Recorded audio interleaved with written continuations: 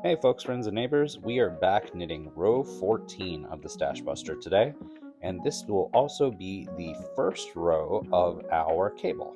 We're starting off with a knit 1 purl 1 rib for 13 stitches, and then we'll be knitting the first 2 purl stitches of our pattern before moving on to the technique we'll be using to make the cable, and that's called the 2x2 right cross.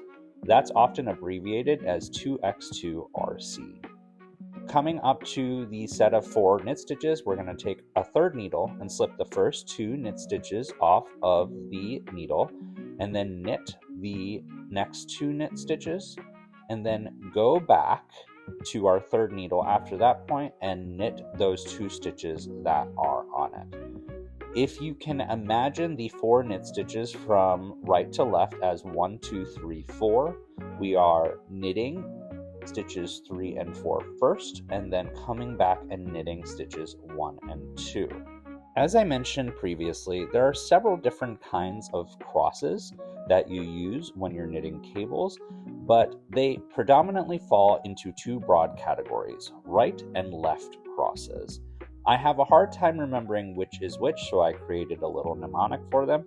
When you're knitting a right cross, you're rolling the needle with the slip stitches to the back of the work, and when you're knitting a left cross, you're leaving the needle with the stitches on them in the front of the work.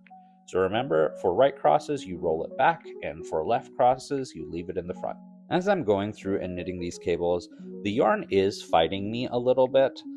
Anytime you are knitting stitches that are counter to what's already been knit, say you're doing a knit stitch instead of a purl stitch or vice versa, or when you're knitting cables, the yarn might fight you just because it hasn't been trained to move in the way you're trying to make it move yet.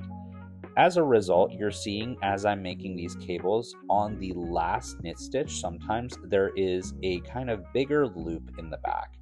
I'm trying my best to keep tension consistent so that doesn't happen as much, but I'm not always successful. It should even out as I go along, but it's really important to keep consistent tension when you're knitting generally, and especially for cables. As I mentioned previously, knitting cables takes a lot longer. I knit the amount that you see in this video in about 31 minutes.